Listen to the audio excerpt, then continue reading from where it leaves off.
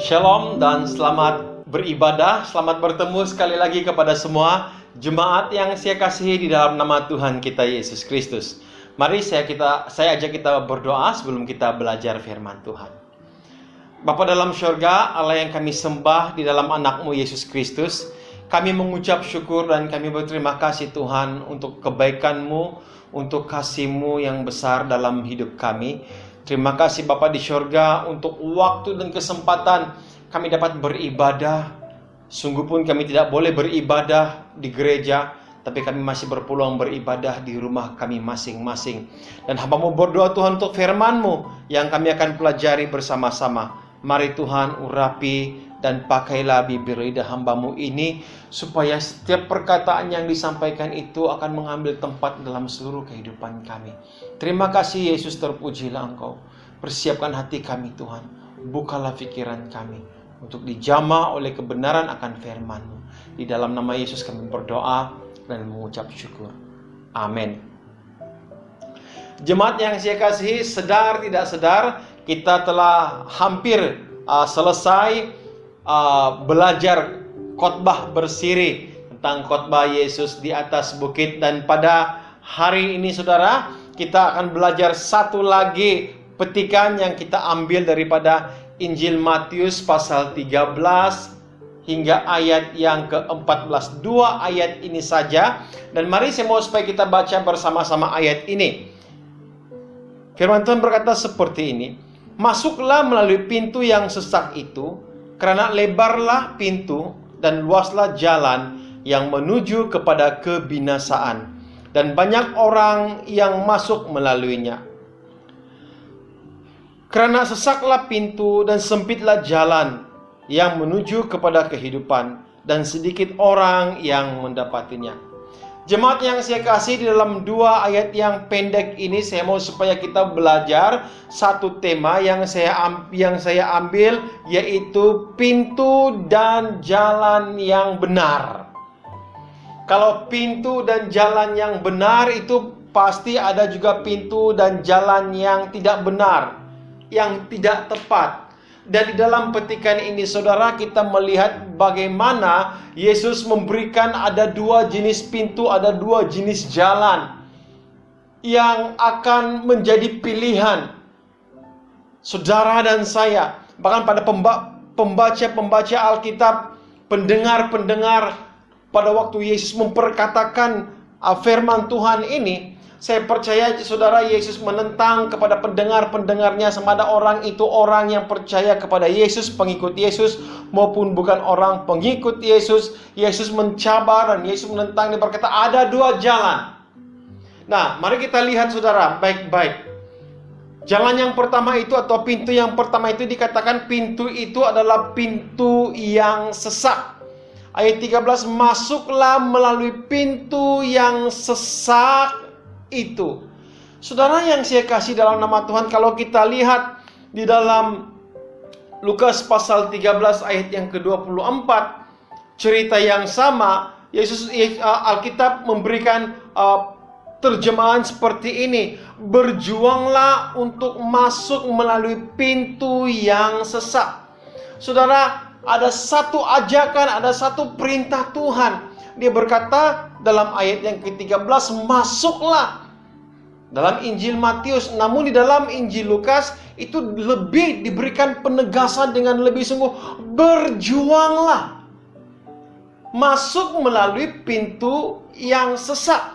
Saudara yang saya kasihi di dalam nama Tuhan Yesus Kristus, kita semua tahu dan saya yakin semua jemaat percaya bahwa pintu yang sesak ini saudara, itu merujuk kepada pintu menuju kepada keselamatan. Persoalannya, kenapa dia sesak? Apakah Tuhan yang sengaja dengan sengaja membuat pintu itu sesak, pintu itu sempit, dan jalan itu juga dikatakan jalan itu jalan yang sempit? Apakah Tuhan sengaja melakukan itu? Nah, dengar sini baik-baik saudara. Kita akan bahas dan kita akan belajar bersama-sama. Saudara, sebenarnya pintu itu bukanlah pintu yang saya mau katakan sesak atau sempit secara fizikalnya. Namun dikatakan pintu itu sesak karena ada ramai orang yang coba memasuki tetapi tidak dapat. Menurut firman Tuhan, masuklah melalui pintu yang sesak itu. Kemudian dia kata, sedikit orang yang mendapatinya, saudara. Persoalannya kenapa? Kenapa hanya sedikit orang yang boleh masuk? Hanya sedikit orang yang boleh mendapati pintu yang sesak itu dan jalan yang sempit itu. Saudara, mari kita bersama-sama memperhatikan baik-baik, saudara. Saudara, untuk masuk ke pintu yang sesak itu perlu ada satu perjuangan. Dan perjuangan itu bukan perjuangan sesama manusia. Tapi perjuangan yang dimaksudkan ini perjuangan untuk melawan diri aku sendiri. Perjuangan melawan si aku. Hidup kita itu harus kita perjuangkan untuk masuk ke pintu yang sesak. Karena untuk masuk ke pintu yang sesak itu, saudara, kita harus merendahkan diri. Kita harus membungkukkan diri dan kita harus melepaskan daripada segala beban, dan beban dosa itu harus ditinggalkan. Sesetengah orang untuk melepaskan dosa itu sangat sulit sekali. Apalagi saudara, kalau dosa itu sudah berakar di dalam kehidupannya, sangat sulit untuk dilepaskan. Kita harus menyingkirkan semua kelebihan, beban, dan melangkah masuk ke pintu yang sesak itu. Jadi saudara, langkah untuk masuk bukanlah sesuatu yang mudah. Dan saya mau katakan di sini bahwa masalah di sini bukan masalah pintu yang sesak itu, saudara. Tuhan tidak membuatkan pintu itu menjadi sulit, tapi yang menjadikan sulit ialah manusia itu sendiri.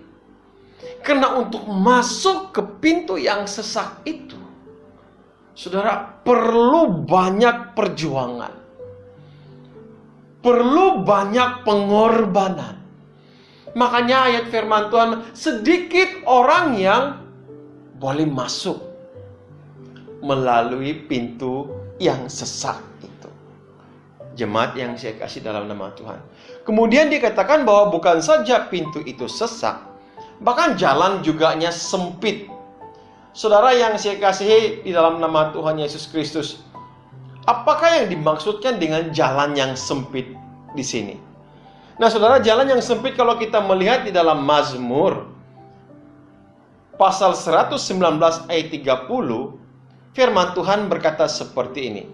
Aku memilih jalan kebenaran, telah menetapkan hukum-hukummu di hadapanku. Saudara, pemazmur berkata bahwa dia memilih jalan kebenaran. Kenapa dia memilih jalan kebenaran, saudara? Karena dikatakan melalui jalan kebenaran itu ada hukum-hukum. Hukum-hukum di sini, hukum-hukum Tuhan. Peraturan-peraturan Tuhan. Cara-cara Tuhan. Dan pemazmur berkata, saya ikut jalan ini. Saya akan menempuh jalan ini. Karena jalan ini ada hukum. Jalan ini ada peraturannya. Dan itu yang dikehendaki, itu yang dimaukan oleh pemazmur. Nah dengar sini baik-baik saudara. Jalan ini dikatakan jalan sempit bukan karena lorongnya sempit, saudara. Tapi jalan ini sempit karena ada hukum-hukum, ada peraturan-peraturan yang harus dilakukan ketika melalui jalan-jalan ini, saudara. Nah, saya mau bagi satu gambaran yang sangat mudah. Bayangkan kita sedang melalui satu jalan raya yang cukup sesak di sebuah bandar atau di sebuah kota. Dan bayangkan kalau di tengah-tengah bandar itu tidak ada peraturan. Maksudnya saudara, tidak ada lampu isyarat yang ada di bandar itu. Apa jadi dengan bandar itu? Bandar itu pasti akan traffic jamnya akan pasti panjang. Dan bandar itu akan menjadi bandar orang-orang yang tidak ada peraturan. Nah, makanya perlu ada peraturan, perlu ada lampu isyarat di tengah-tengah bandar, supaya lampu isyarat itu akan menjadi penuntun kepada kendaraan-kendaraan, kereta-kereta yang melalui jalan itu. Dan kereta-kereta yang melalui jalan itu pasti akan teratur. Karena apa? Ada penuntun, ada peraturan, ada lampu isyaratnya, saudara. Dan demikian, saudara, firman Tuhan. Pemazmur berkata dia memilih jalan kebenaran karena di jalan kebenaran itu ada peraturan, ada hukumnya. Saudara yang saya kasih di dalam nama Tuhan, untuk masuk ke dalam kerajaan syurga, untuk mendapatkan sebuah keselamatan yang daripada Tuhan, itu harganya bukan murah, saudara. Harganya cukup mahal. Karena Yesus sendiri telah mengorbankan dirinya untuk saudara dan saya dengan darah yang sangat mahal.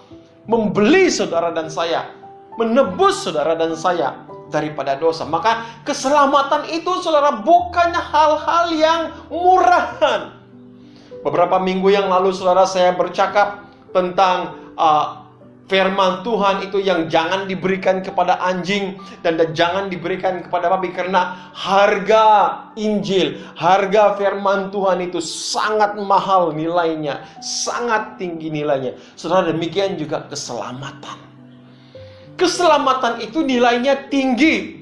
Keselamatan itu nilainya mahal, saudara. Makanya kita harus berjuang dan kita harus mengikuti peraturan-peraturan. Di jalan Tuhan itu ada peraturan-peraturan. Bukan sempit, bermaksud ini orang tidak dapat melalui. Sebenarnya boleh melalui. Tapi di jalan itu, saudara, ada banyak peraturan-peraturan. Ada banyak yang harus ditanggalkan. Dan peraturan-peraturan itu adalah peraturan-peraturan yang tertulis di dalam kebenaran akan firman Tuhan. Melalui jalan yang sempit itu kita harus mengikuti satu demi satu perintah Tuhan, perintah Yesus Kristus yang tertulis di dalam Alkitab. Mahal, saudara, keselamatan itu. Makanya, saudara, bagi saudara yang telah ditebus oleh Yesus dengan darahnya, dengar sini, untuk mengecap keselamatan itu nilainya sangat mahal. Tidak heran, saudara, Yesus berkata, hanya sedikit orang yang mendapatinya. Hanya sedikit orang yang mau memasuki pintu yang sesak itu. Hanya sedikit orang yang mau berjalan di jalan yang sempit itu. Kenapa, saudara? Karena tidak mau ada peraturan. Tidak mau ada hukum. Dan tidak mau untuk berjuang.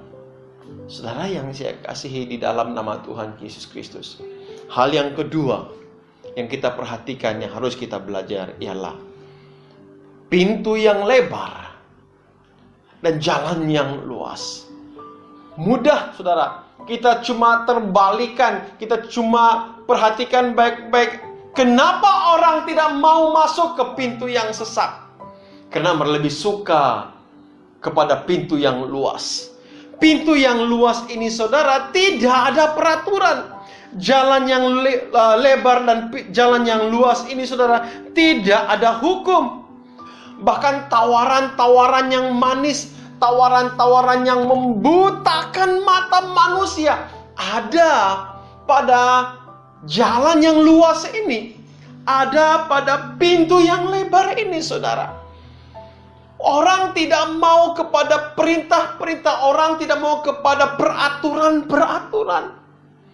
Ada ramai orang yang tidak mau berjuang untuk masuk ke pintu yang sesak karena lebih suka berada di dalam kebebasan-kebebasan duniawi. Dengar sini baik-baik, saudara. Pilihan di tangan saudara dan saya. Jalan yang sempit itu menuju kepada keselamatan. Saudara yang saya kasihi, oleh karena tidak ada peraturan, oleh karena tidak ada hukum, ada ramai orang berpikir bahwa inilah jalan yang benar, inilah jalan yang lurus. Dan mereka sebenarnya tidak sadar mereka telah ditipu oleh kenikmatan-kenikmatan dunia. Saudara dengar sini baik-baik. Amsal 16 ayat 25 berkata, ada jalan yang disangka lurus, tetapi ujungnya menuju maut. Ada ramai orang berpikir dalam hatinya bahwa saya ini berada di jalan yang benar sudah. Ada banyak orang berpikir saya tidak buat jahat, saya tidak menyakiti orang lain, saya tidak melakukan hal yang menyakiti orang lain, dan saya dengan dunia saya sendiri. Dan ada ramai orang berpikir bahwa inilah jalan yang sebenarnya, yang harus saya tempuh, yang harus saya jalani. Nah, Amsal berkata, ada ramai orang berpikir bahwa menyangka jalan yang dilalui itu adalah jalan yang lurus, tetapi ujungnya itu sebenarnya menuju maut. Saudara, jangan ditipu, saudara. Jangan ditipu. Saudara berkata, saya tidak melakukan dosa. Saudara berkata, saya tidak membuat apa-apa. Sungguh pun saya tidak beribadah di gereja, tapi saya tidak menyusahkan orang lain. Jangan ditipu, saudara. Jangan ditipu. Karena ada satu ayat firman Tuhan, saya mau katakan seperti ini. Ayat itu dalam 1 Petrus pasal 4 ayat 18 berkata, dan jika orang benar hampir-hampir tidak diselamatkan, apakah yang akan terjadi dengan orang fasik dan orang berdosa? Saudara, Alkitab mencatat bahwa ada juga orang-orang benar yang hampir tidak diselamatkan, saudara. Alkitab ini begitu sewaktu menyampaikan, menerjemahkannya itu begitu detail. Dia berkata orang-orang benar, bukan orang Kristen. Karena orang Kristen tidak semestinya benar, tapi orang benar itu pasti orang Kristen. Dan dengar sini baik-baik, firman Tuhan berkata, jika orang-orang benar itu hampir tidak diselamatkan, apakah akan terjadi dengan orang fasik dan orang-orang berdosa? Saudara, hari ini saudara kita diperhadapkan dengan dua pilihan. Ada pintu yang sempit, dan jalannya juga itu saudara sempit. Dan ada pintu yang lebar, dan jalan itu luas. Saudara, kedua gambaran pintu ini saudara, itu bukan memberi maksud bentuk fisikalnya yang berbeza. Yang satu ini benar-benar besar, dan satu ini benar-benar kecil. Tidak, saudara. Sewaktu saya masih kecil, saya pikir saya boleh membayangkan pintu ke neraka itu besar, dan saya membayangkan pintu ke surga itu kecil, atau jalan ke surga itu kecil. Sebenarnya bukan itu maksudnya, saudara. Tapi mengapa dikatakan kecil, mengapa dikatakan sempit? Karena perlu perjuangan. Untuk masuk neraka, saudara, tidak perlu berjuang. Sekali lagi saya mau katakan, untuk masuk ke neraka tidak perlu berjuang. Lakukan saja apa yang ada dalam hatimu, yang engkau mau lakukan saja. Saudara akan masuk neraka. Luas jalannya.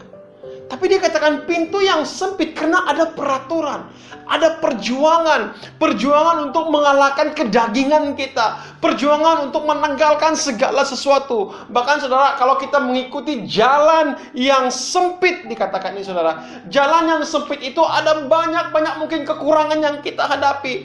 Kita mungkin kekurangan keuangan apabila pada waktu kita mengikuti jalan yang sempit. Kita mungkin menghadapi kesukaran hidup apabila kita mengikuti jalan yang sempit. Tapi dengar sini baik-baik. Kalau saudara ingin melihat mujizat terjadi, kalau saudara ingin melihat kuasa Tuhan nyata dalam hidup saudara, pilih jalan yang sempit dan pintu yang sesak. Karena jalan dan pintu yang sesak ini pasti menuju ke dalam surga. Tapi jalan yang luas dan pintu yang lebar itu menuju kepada api neraka. Saudara, pilihan di tangan saudara pada hari ini. Namun saya berdoa supaya setiap kita mari membuat pilihan yang tepat. Pilihlah pintu yang sesak. Pilihlah jalan yang sempit. Sungguh pun banyak pergumulan. Sungguh pun pada waktu kita mengikuti Tuhan, pada waktu kita berjalan bersama Tuhan, kita mengalami banyak pergumulan, banyak kesesakan. Tapi dengar baik-baik, jalan ini menuju kepada keselamatan. Pintu yang lebar itu saudara boleh bebas buat apa saja di bumi ini. Mudah bukan? Senang bukan? Tapi ingat, jalan ini menuju kepada maut. Saudara buat pilihan. Namun saya mau terus berdoa kepada Tuhan untuk saudara, jemaat yang saya kasih, supaya membuat pilihan yang tepat. Mari kita berdoa. Bapa Surgawi, kami mau datang pada Tuhan. Terima kasih untuk firman-Mu yang mengajar kami. Terima kasih untuk firman-Mu yang menegur kami. Tuhan, kalau selama ini kami salah melalui jalan, menempuhi jalan, dan memasuki pintu yang salah, panggil kami kembali Tuhan. Tarik tangan kami kembali, supaya kami benar-benar boleh memasuki pintu yang Tuhan telah tentukan dan Tuhan telah tetapkan untuk kami, yaitu pintu dan jalan menuju keselamatan. Hamba-Mu berdoa bagi setiap jemaat Tuhan yang telah mendengarkan firman Tuhan ini, ya Bapa. Jamalah kehidupan mereka, jamalah hati mereka. Jangan biarkan mereka membuat sesuatu yang membuatkan mereka salah menuju jalan, salah menuju pintu. Tapi saya berdoa, Roh Kudus-Mu Tuhan menjamah mereka. Hamba-Mu berhenti berkata-kata, meteraikan firman Tuhan dalam hati kami, supaya bukan saja kami mendengar, kami melakukannya. Terpujilah Engkau. Di dalam nama Yesus kami berdoa dan mengucap syukur. Amin. Terima kasih kepada semua jemaat yang telah mendengarkan firman Tuhan. Kiranya firman Tuhan menguatkan kita semua. Tuhan memberkati.